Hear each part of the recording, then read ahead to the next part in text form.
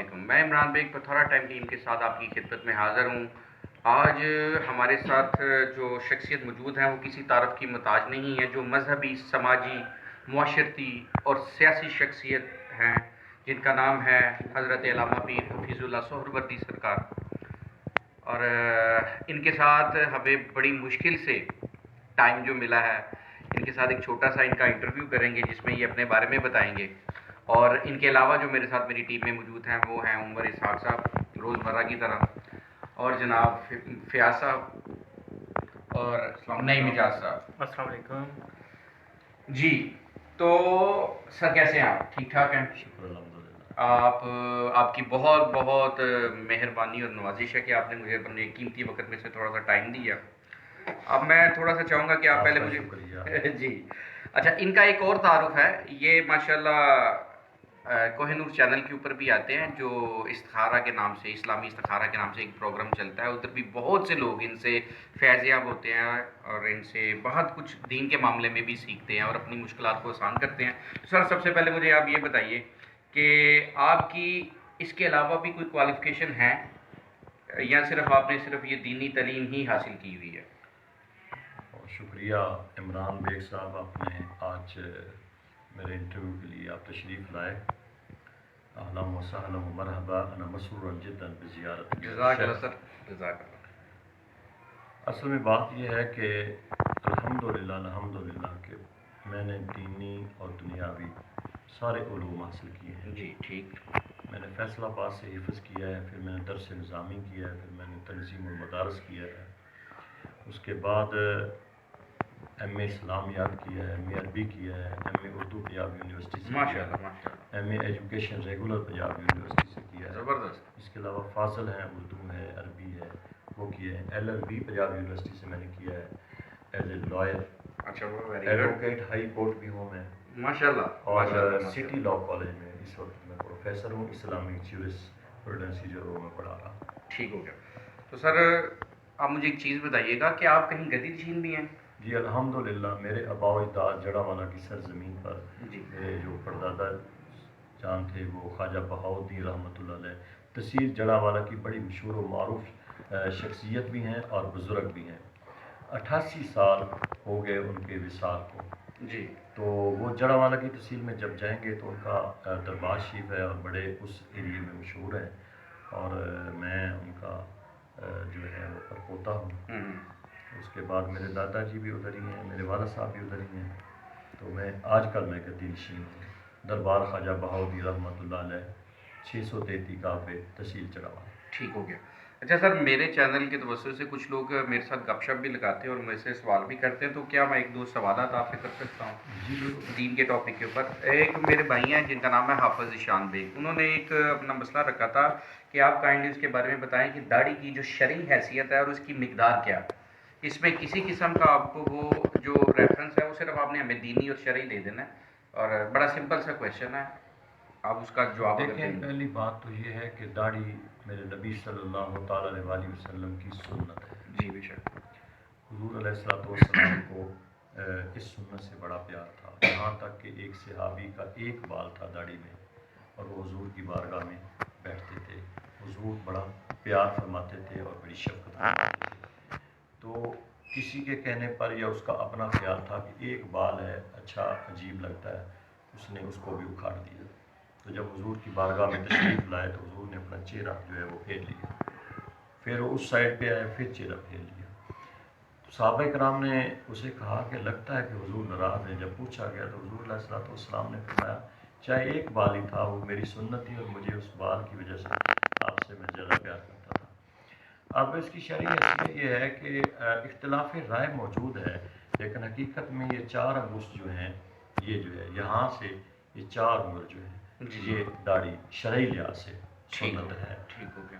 تو اس کی جو تراش خراش ہے، یعنی اس کی جو بناؤ سنگار ہے، دیکھیں بات یہ ہے کہ داڑھی یہاں سے جب آپ نے پکڑنی، صاف ظاہر خط تو ہوتا رہتا ہے، خط کرانا کوئی گناہ نہیں ہے، ٹھیک ہے، لیکن یہ ہے کہ یہ پورا ایک کتبہ جو ہے یہ ہونا چاہیے۔ ٹھیک ہو گیا۔ اب اس میں کوئی چھوٹی کر لیتے ہیں، کوئی بڑی کر لیتے ہیں، لیکن داڑھی سنت ہے۔ اس میں ممانعت نہیں ہے، لیکن 4 جو شرع کے لحاظ سے تو 4 انگل جو ہے۔ ٹھیک ہے، ٹھیک ہو گیا سر۔ چلیں بڑھتے ہیں پروگرام کے دوسرے سوال کی جانب، جو ایک بڑا ہی کامن سوال ہے، لیکن پھر بھی کچھ لوگ پوچھتے ہیں کہ یہ پوچھنے والے ہیں جی ملک فیاض صاحب، ڈاکٹر ذاکر نائک کے بارے میں آپ کا کیا کہنا ہے، اور ان کے عقیدے کے بارے میں کوئی بات کرنا چاہیں گے آپ؟ دیکھیں جی، میں نے ڈاکٹر ذاکر نائک کو میں زیادہ سنتا نہیں، ٹھیک ہے۔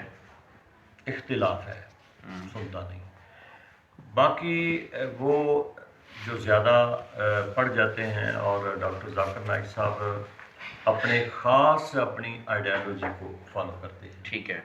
بے شمار مسائل ایسے ہیں کہ جن سے ہمیں اختلاف ہے اور وہ کر جاتے ہیں۔ ٹھیک۔ جنریشن جو آج کی ہماری ہے، اس جنریشن پہ وہ اثر انداز اس لیے ہو رہے ہیں کہ وہ جدید قسم کی سوالات اور حاضر دماغی کے ساتھ اس کا جواب دے رہے ہیں، تو لوگ سمجھتے ہیں کہ شاید یہ بہت زیادہ پڑھا لکھا بندہ ہے۔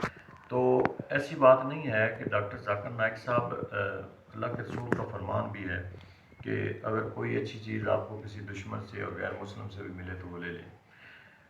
صرف فرق یہ ہے کہ فالو کرنا چاہیے ہر اس چیز کو، چاہے وہ ڈاکٹر ذاکر نائک ہو یا کوئی اینی باڈی، ٹھیک۔ کہ اگر کوئی اچھی بات وہ کر رہا ہے جس میں اتباع رسول ہے یا اطاعت خدا ہے، تو شرع کے مطابق تو اس کو لینا چاہیے۔ نالج ہے اس کے پاس، وہ ایک جو ہماری لابی ہے یا غیر مسلموں کی لابی ہے، اچھا نالج ہے، لیکن بعض ایسے مسائل ہیں فقہی اعتبار سے جن پہ اختلاف ہے۔ ٹھیک ہو گیا سر۔ اچھا، ایک جو آج کل کے حالات ہیں اس کے مطابق سوال ہے، دنیاوی آج کا جو ایک عالمی وبا کرونا چل رہی ہے، اس کے بارے میں آپ کا کیا کہنا ہے کہ وہ کیا ختم ہو سکتی ہے؟ کب تک ختم ہوگی؟ کیا اس کا کوئی دینی طور پہ، شرعی طور پر کوئی دعا یا کوئی ایسا ہے، یا بس لوگ ویکسین تیار کریں گے تو ہی یہ اس کا حل نکلے گا، یا اس کا ٹوٹل کوئی پوائنٹ آف ویو جو آپ کا کرونا وبا کے بارے میں آپ کا اپنا جو اپنا ذاتی ویو ہے وہ بتائیے، ہمیں اس سے مستفید کریں ہم۔ دیکھیں عمران صاحب، جہاں تک تعلق ہے وبائی امراض کا جی، یا آفات و بلیات کا، جی، وہ تو ایک ہسٹوریکل چیز موجود ہے۔ ٹھیک ہے۔ حضور سرور کائنات صلی اللہ تعالیٰ علیہ وسلم کے دور میں بھی جذام کی بیماری تھی، طاعون کی بیماری تھی۔ جی، جی، تو آپ نے فرمایا، جس کو سیاستہ نے بیان فرمایا ہے، کہ اگر کسی علاقے میں یا شہر میں جذامی شخص ہوں، جس کو آپ کوڑ کی بیماری کہتے ہیں یا طاعون کی بیماری ہے، تو وہ اپنے اس جگہ کو چھوڑ کے کسی اور جگہ پہ نہ جائیں، تاکہ دوسرے لوگ اس کی زد میں نہ آئیں۔ اسی طرح جو دوسرے شہر کے لوگ ہیں وہ اس شہر میں نہ جائیں جہاں وہ جذامی لوگ یا طاعون کے لوگ رہتے ہیں۔ اس کا کانسیپٹ موجود ہے۔ جتنی قومیں پہلی گزری ہیں ان قوموں پر عذاب نازل ہوتے رہے ہیں، جی، وہ کسی نہ کسی صورت میں۔ اور میں تھوڑا سا اور وضاحت کر دوں کہ انسان عناصر اربع سے بنا ہے: آگ، پانی، مٹی اور ہوا۔ ٹھیک ہو گیا۔ یہ چار ہیں عناصر اربع۔ جتنی قوموں کو عذاب آیا ہے وہ انہی چار عناصر میں رہ کر عذاب آیا ہے۔ کسی پر پانی کا عذاب ہے، کسی پر آندھی طوفان کا عذاب ہے، کسی پر آگ کا عذاب ہے۔ کچھ ایسے لوگ بھی نافرمان ہیں جو آج بھی زمین کے اندر دن سے جا رہے ہیں، زمین پھٹ جاتی تھی۔ یہ عناصر اربع جن سے انسان بنا ہے، انسان ان کے ہی عذابوں میں مبتلا ہوا ہے۔ عذاب کا آنا اللہ تعالیٰ کی طرف سے، یہ قوموں پہ آتے رہے، قومیں تباہ ہوتی رہی ہیں۔ پھر اس کے علاوہ یہ بیماریاں، امراض جو ہیں، وبائی امراض، یہ بھی آتی رہی ہیں۔ میرا اپنا ذاتی نظریہ یہ ہے اور میری آئیڈیالوجی یہ کہتی ہے کہ کچھ موجودہ حالات میں شاید وبائی امراض ہوں، لیکن یہ پیدا کی ہوئی ہیں انسانوں کی۔ ٹھیک ہو گیا۔ ایک ملک دوسرے ملک کو تباہ کرنے کے لیے چلا ہوا ہے، دوسرا ملک تیسرے کو چلا ہوا ہے۔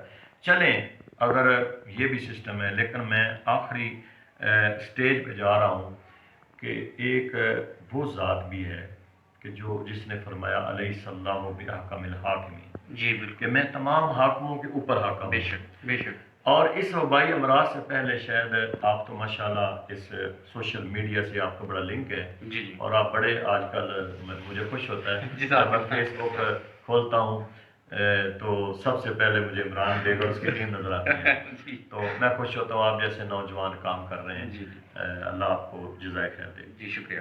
میرا ایک اپنا مائنڈ ہے کہ کچھ وبائی امراض ہوں گی یا ایک ملک دوسرے ملک کو تباہ کرنے کی وائرس کیا چیز ہے. یہی لوگ انسان ہی انسان دیکھیں نا. اللہ تعالیٰ نے فرمایا ظاہر الفساد فی البر والبحر بما کسبت ایدی الناس لیذیقہم بعض الذی عملوا لعلہم یرجعون. یہ تمہارے ہاتھوں سے کیے ہوئے اعمال ہیں جن کی وجہ سے یہ روئے زمین پر فساد آتے ہیں. پھر خالق کائنات نے فرمایا ما کان اللہ لیظلمہم ولکن کانوا انفسہم یظلمون. اللہ فرماتا میں کسی پر ظلم نہیں کرتا, ہر انسان اپنے اوپر خود ظلم کرتا ہے. ٹھیک ہو گیا. اس کے بعد آپ سوشل میڈیا سے تعلق رکھتے ہیں, آپ نے سنا ہوگا کہ فرعونیت اس حد تک چلی گئی تھی کہ ہر ایک جو اٹھتا تھا وہ کہتا تھا میرا جسم میری مرضی, جی جی جی جی جی میرا جسم میری مرضی. آپ نے یہ جو پوائنٹ ریز کیا ہے اس کے اوپر میں آلریڈی ایک پروگرام کر چکا ہوں, لیکن میں انشاءاللہ پھر لے کر میرا جسم میری آپ کو مرضی. دوبارہ پروگرام کروں. یہ ہر ایک کی آواز تھی. اس میں ہماری لابی, پوری لابی اہل مغرب کی وہ اس کے اندر انوالو تھی. کیا بات. ہمارے میڈیا کے اینکر موجود تھے, ہمارے مذہبی نام نہاد اسکالر موجود تھے جو ان کو پروموٹ کر رہے تھے. لیکن حقیقت پھر اس کے بعد دیکھیں, میں دیکھتا ہوں کہ اینڈ کیا ہے کہ 7-8 ماہ سے کشمیر کی بچیوں کو لاک ڈاؤن میں رکھا ہوا ہے. 7-8 ماہ ہو گئے ہیں. ہر گھر کے باہر ایک فوجی ہے, ان کی عصمت دری کی جا رہی ہے, انہیں کھانے کے کچھ نہیں دیا جا رہا, وہ لاک ڈاؤن ہے. یاد رکھیں سب سے زیادہ دعا اگر کسی کی اللہ کے حضور میں قبول ہوتی ہے وہ مظلوم کی ہے. مظلوم کی جب اٹھتی ہے تو وہ عرش معلیٰ پر جاتی ہے. بے شک صحیح. وہ 7-8 ماہ سے لاک ڈاؤن کشمیر کی بچیاں آخر کار جو کہہ رہے تھے کہ ہمارا جسم ہماری مرضی, اس خالق نے فرمایا کہ نہیں, نہ تمہارا جسم ہے نہ تمہاری مرضی ہے. اگر تم کشمیر کی بچیوں کو ہر گھر کے فرنٹ مین گیٹ پہ ایک فوجی جوان کھڑا کر کے اسلحے کی بندوق کی نوک پر لاک ڈاؤن کر سکتے ہو تو میں آنن فانن پوری دنیا میں لاک ڈاؤن. سبحان اللہ. یہ جی آج انہوں نے ہمیں میرے اسی ایشوز پہ جو میں زیادہ تر کنٹینیوسلی چلاتا رہتا ہوں, لاک ڈاؤن, کشمیر کا ایشو, وبائی امراض, میرا جسم میری مرضی, تو آج حضرت صاحب نے, پیر صاحب نے ہمیں اور مزید اس کے اوپر جو ہے نا روشنی ڈالی ہے. اچھا پیر صاحب مجھے صرف یہ بتا دیں کہ اس کا حل کیا ہے. کیا ہم صرف کوارنٹائن میں رہیں, بچ کے رہیں, یا کوئی اس کی کوئی میں پوچھ رہا تھا کہ کوئی اگر قرآنی آیات کی طرف سے کوئی میرے سننے والوں کو کوئی ایسی دعا مل جائے جو پڑھ لیں, یا کوئی ایسی آپ ٹپ دینا چاہیں, یا صرف اس کا علیحدہ رہنا چاہیے انسان کو, فاصلہ بنانا چاہیے. دیکھیں میں عمران صاحب میں کوئی نور چینل پہ راہ فلاح پروگرام ہمارا چلتا ہے ویکلی جی, اس پہ میں پورا یہ 1 گھنٹے کا پروگرام کر چکا ہوں. ٹھیک ہو گیا کورونا وائرس پر, اور یہ سارا کشمیر کی وجہ میں پروگرام کر چکا ہوں. اس کے علاوہ میں نے پروگرام اپنے کیے ہیں. استخارہ پروگرام میں بھی گائے لوگ یہ سوال کرتے رہتے ہیں. حقیقت یہ ہے کہ ہم بینگ مسلم جی وہی مسلم, مسلمان کا یہ عقیدہ ہے کہ سب حاکموں کے اوپر اللہ تعالیٰ حاکم ہے. بے شک, اس لیے کہ قرآن نے کہا علیہ صلی اللہ حکم حاکم ہے, سب حاکموں کے اوپر وہ حاکم ہے. مرضی بھی اس کی ہے, ہماری جان بھی اسی کی ہے.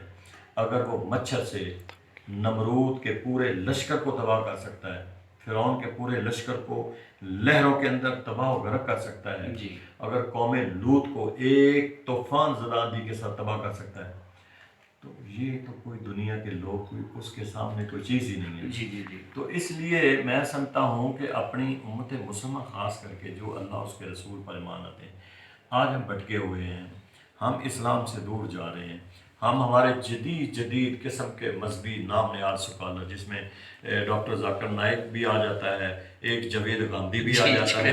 جاوید گاندھی یعنی تباہی ہے, خدا کی قسم یہ تباہ کر رہے ہیں ہماری جنریشن کو, ہماری نیو نسل کو یہ تباہ کر رہے ہیں جی. اور جنریشن کو تو یہ چلیے اینڈ یہ ہو رہا ہے کہ کچھ ایک طبقہ ایسا بھی آ رہا ہے وہ کہتے ہیں صرف کتاب ہے, قرآن ہے, وہ تو حدیث کے بھی انکاری آ رہے ہیں. تو یہ اصل میں اہل مغرب جو ہے وہ پیچھے اپنی پوری کوشش میں ہے. اب میں آپ کو اور بتاؤں تو یہ ہمارے دیکھیں نا مساجد لاک ڈاؤن کر دی گئی جی جی جی. اللہ کے بندوں, مساجد لاک ڈاؤن کرنے سے کیا وائرس ختم ہو جائے گا؟